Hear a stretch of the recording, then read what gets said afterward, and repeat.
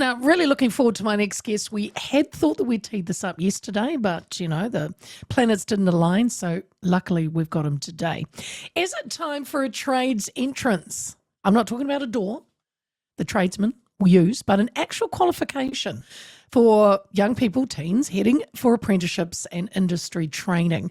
A report by Dr. Michael Johnston, researcher for market-led think tank, the New Zealand Initiative, says only about 6% of school leavers went straight to workplace-based training.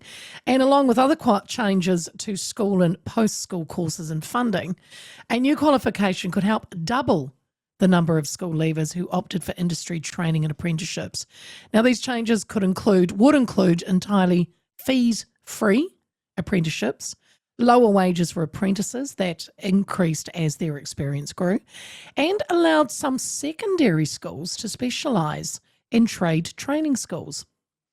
Dr. Johnston emphasises that trades like electrical work or plumbing offer substantial career opportunities and should be given equal respect and recognition as academic qualifications. Here. Andy joins me now. Michael, good afternoon. Good afternoon to you. How are you doing? I'm really looking forward to this. I know we tried yesterday, but we made it. So there we go. Lovely. We did. Hey, Michael, to start with, what led you to come up with this idea of a trades entrance qualification, and how could it shift the focus to a vocational education?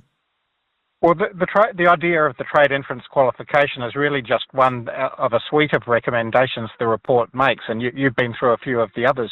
I think it's worth starting with a couple of observations. You mentioned that just 6% of our young people go into apprenticeships. That compares with 30% plus who go to university, and about 11% who just become unemployed. So that gives a bit of context to that 6%. It's really not many. It compares with half of German school leavers who go into their world-renowned dual training system. So about a year ago, I was on a delegation to Germany to study that system, and I was really inspired by how well respected it is and what a high-quality system it is. And it brought me to writing this report. And I think there are really two overarching things that we need to focus on when we think about apprenticeship training in New Zealand. One of them you've already alluded to, which is that it's just not as respected as the university track. But the other thing, and this is where a lot of the recommendations are aimed, is that it's not coherent, it's not joined up. There's lots of good bits to it, but we need to look hard at how we connect them up and make it work so that all young people, irrespective of their backgrounds, irrespective of their academic achievement, think about and take seriously the possibility of an apprenticeship and don't just wander into university because they can. Sure. Michael, though, if I looked back, I mean, I thought that there were opportunities for young people once they leave school to go into apprenticeships, but is that in the trades, that's changed, hasn't it, over the years? Are they not offering as many? Why is it more difficult? Well, the opportunities are there. I mean, industry wants to train people, but the incentives are perhaps not as good as they could be for industry to take on a lot of apprentices. Right. There's something wrong in the system when, half of apprentices don't complete their training. So we need to look at the quality of the apprenticeship system, and of course it has two parts. One part is the work integrated learning, where they're in the workplace learning on the job. Yep.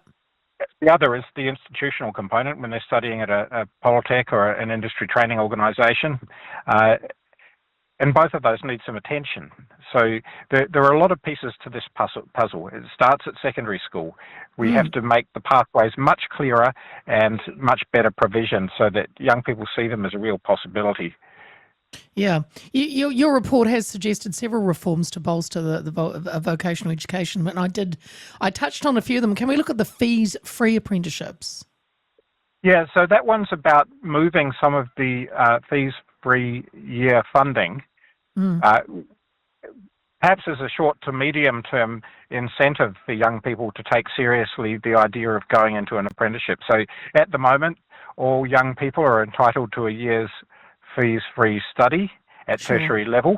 And my suggestion is that we move a lot of that away from the university system. So I'd means test it so that we didn't put an obstacle in the way of young people from backgrounds that are not historically well represented at university. I don't want to do that. And No. it's not about saying don't go to university. It's about saying think hard. But if we took that year's fee-free funding, or quite a lot of it, from 30% of students going to university and gave it to 6% going to apprenticeship training, you could make the institutional component of that's the Polytech or training organisation component, completely free all the way through and have money to spare. You could pay for 12% to do that. So that's about giving all young people food for thought when they're at school. Shall I go to university and incur a big debt? Yeah. Or shall I undertake a trades qualification where I don't pay for the study component and where I get paid on the job? So that's about incentives, because we do have to do something to break the cycle whereby the trades and apprenticeship training are just seen as kind of a second-rate option. Yeah, exactly. You've suggested progressive wages for apprentices. How would that look in practice across different industries? Well, I mean, the pattern should be similar across all industries. That's about incentives for employers. So I'd like employers to feel that they're not taking a high risk when they take on an apprentice. So if the wages are comparatively low at first, that reduces that risk. And then as the apprentice goes through his or her training and becomes more productive, they return more for the employer and they should be paid more commensurately. So that's what that's about, rather than just paying them at a flat rate throughout the training. Because I ask because, you go off to university and yes, you can rack up debt. We know that. But when I think the feeling is, you pop out and you've got this qualification and you could step into depending on your field, a relatively a high paying job, or at least not a minimum wage job. That's why you do it. Whereas if I was going to leave school or I was going to go into a trade like what you're suggesting, I suppose I'm saying I don't know if the kids today really want to have a low-paid job to start with.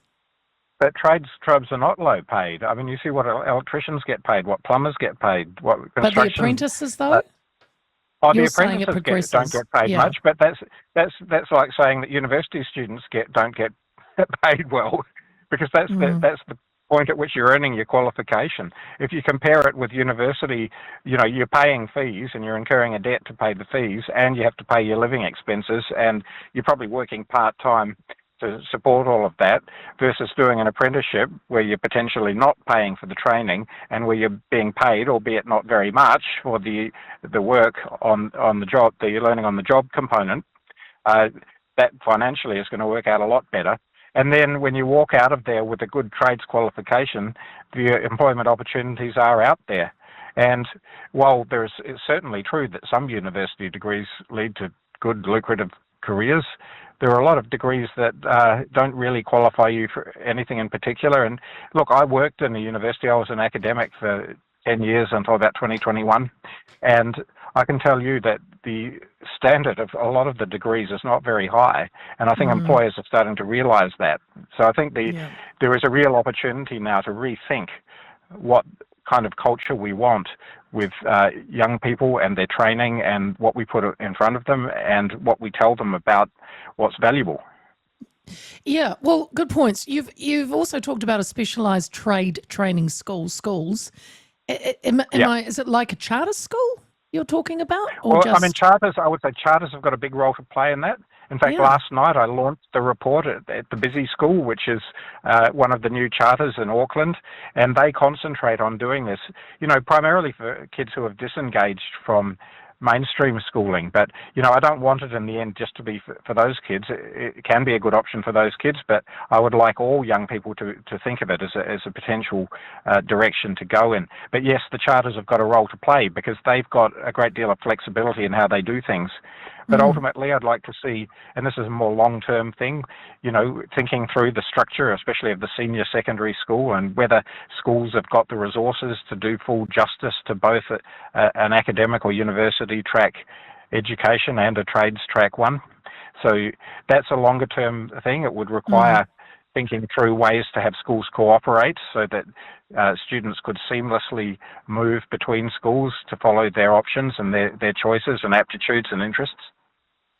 Is that, well, I was going to ask you, what do you think are the biggest obstacles in making the trade careers just as respected as university degrees?